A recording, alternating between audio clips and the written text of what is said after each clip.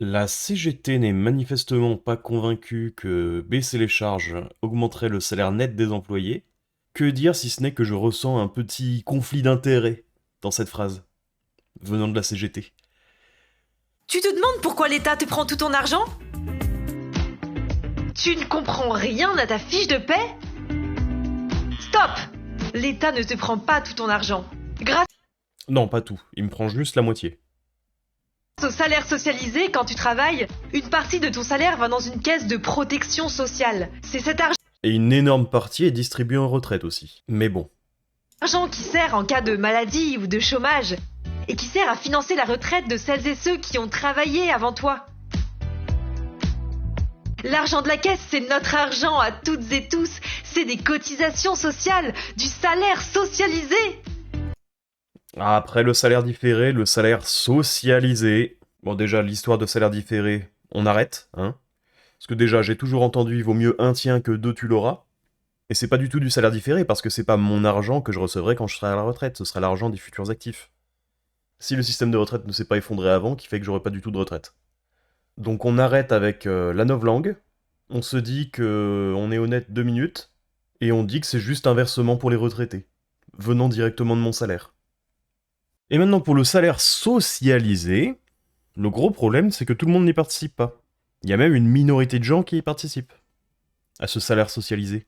Parce que déjà tous ceux qui ne travaillent pas en France ne participent pas, et c'est même pas complètement faux de dire que seuls ceux qui travaillent dans le privé y participent. Donc on a un peu plus de 20 millions de personnes qui doivent soutenir environ 70 millions. Je n'appelle pas ça de la solidarité, personnellement. Surtout puisque c'est forcé. Toi aussi bénéficies du salaire socialisé en cotisant dans les caisses. Grâce au salaire socialisé, tu participes à un système de solidarité entre tous les travailleurs. Tu t'es déjà dit que si tu La solidarité, c'est quelque chose qui est censé être volontaire, pas forcé. gardais cet argent pour toi, tu en aurais plus? Oui, et si, j'en aurais plus. Stop! Si chacun économisait dans son coin, ce serait une catastrophe pour tous les Pourquoi? Parce qu'ils auraient plus besoin de la CGT? Parce que là, on parle des travailleurs, hein. travailleurs et les travailleuses. Ceux à qui ça profite, ce sont les patrons. Depuis plus de 30 ans, ils font pression pour baisser les cotisations. C'est des économies pour eux, ça. Réfléchissons d'un point de vue cégétiste. Donc, les charges patronales, c'est pas du salaire, apparemment, d'après eux. Donc, les seules cotisations qui concernent les salariés, ce sont les cotisations prélevées sur le brut. Donc, même si on considère que ce que le patron est prêt à payer, c'est le brut, ce qui n'est pas vrai parce que le patron paye le super brut, baisser les cotisations, mécaniquement, va augmenter le salaire. Ça ne leur fait pas d'économie au patron. Parce que là, ils tournent le truc comme uniquement les charges patronales, mais les cotisations sociales, ça représente 22% du salaire brut pour un non-cadre, et 25% pour un cadre. Donc si, mécaniquement, tu baisses les cotisations, tu augmentes les salaires nets. Ça va directement dans leur poche, pas dans la tienne. Prenons toujours l'idée que les charges patronales ne sont pas du salaire. Vraiment 0% des charges patronales ne seraient versées sur le salaire de l'employé.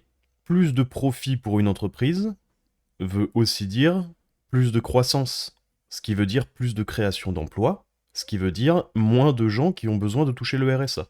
Donc ce qui veut dire moins de besoin de cotisations sociales. Donc en fait, moins tu mets de cotisations sociales, moins t'en as besoin. C'est quand même formidable comme truc.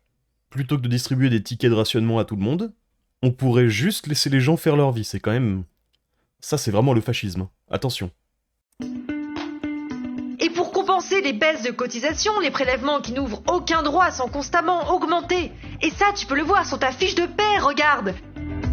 CSG, exonération de cotisation. Alors la CSG, ça participe au paiement des retraites, hein. Et la CRDS, c'est pour la dette. Et le fait d'avoir plus d'argent, ne m'offre pas forcément de droits, mais plus de liberté. D'ailleurs, droit, j'entends plus privilège, personnellement. Mais bon. De l'argent en moins pour les travailleurs, ça ne t'ouvre aucun droit. C'est juste des cadeaux au patron. Résultat ? De moins en moins d'argent dans les caisses et de plus en plus dans la poche des actionnaires. Oh non! Tout, mais pas ça! Moins d'argent pour l'URSSAF, c'est insupportable! Parce que l'actionnariat, tout le monde peut devenir actionnaire, hein. Et justement, si les actionnaires se gavent, c'est un excellent argument pour la retraite par capitalisation. Parce que manifestement, tous les actionnaires se gavent, tout le temps, en permanence. Ils sont là vraiment, ils ne laissent aucun centime à qui que ce soit d'autre. Donc laissez les gens devenir actionnaires, bordel de merde. Laissez les gens se gaver. Tu baisses les cotisations, même purement sur le brut, et du coup ce salaire en plus, ça leur permet de mettre 20% de leur salaire dans des actions, pour qu'ils puissent se gaver à leur tour. Toi aussi reprends le pouvoir sur ta vie grâce au syndicalisme. Traduction, toi aussi laisse l'État tout te prendre et prendre toutes tes décisions à ta place. Rejoins le syndicalisme. Qu'est-ce que tu attends? Rencontre vite des syndiqués près de chez toi et bats-toi pour préserver notre système solidaire. Tout mais pas ça, je ne veux surtout pas rencontrer de syndicalistes. S'il vous plaît. Vite, découvre toutes les solutions pour financer les retraites et des super astuces pour comprendre ta fiche de paie sur le site de la CGT. Bah les astuces pour financer les retraites, c'est très très simple, tu prends la moitié des salaires des gens, tu rajoutes 15% d'impôts et 20% de dettes. Ça c'est du droit mon pote, ça c'est du privilège. Et pour illustrer ça, c'est le grand retour du beau schéma Paint, avec à gauche le cas plus ou moins actuel. Donc en partant de 100 € versés par l'employeur, on arrive à environ 50 € de net, sauf qu'à particulier, notamment le SMIC, où il y a beaucoup moins de charges patronales, ce qui est un piège à pauvres d'ailleurs, parce que du coup pour augmenter quelqu'un au SMIC, ça coûte une blinde à l'employeur. Mais du coup, avec l'URSSAF, enfin bon j'ai mis l'URSSAF, mais c'est l'État en général, qui se régale de la moitié de notre salaire, c'est pas vraiment possible d'épargner. Voilà, les 50 € ils vont directement dans la consommation. Alors qu'à droite, avec des charges patronales beaucoup plus faibles, et bon j'ai juste mis impôt sur le revenu, mais il peut y avoir aussi des cotisations, pour un exemple où le restant serait 80 € au lieu de 50, bah en gardant la même consommation exactement, on pourrait épargner 30 € de ces 80. Et donc, se gaver à notre tour avec les dividendes. Donc s'il vous plaît, laissez-nous nous gaver. Je vous en supplie. Ne laissez pas les actionnaires actuels se gaver encore plus en proportion par rapport à nous. Vous êtes les idiots utiles des actionnaires actuels, la CGT. Parce que là, pour continuer avec l'exemple que j'ai pris, si on arrivait à mettre 30 €, si on arrivait à mettre 30 € de côté pendant 43 ans avec un taux d'intérêt de 7%, en ayant versé environ 15 500 €, on se retrouve avec quasiment 90 000. Laissez-nous nous gaver. Parce que ça peut servir pour la retraite, on peut taper un peu dans la réserve en cas de chômage, s'il vous plaît. Laissez l'opportunité à tout le monde d'améliorer sa condition. Lâchez vos tickets de rationnement. Rendez leur liberté aux gens.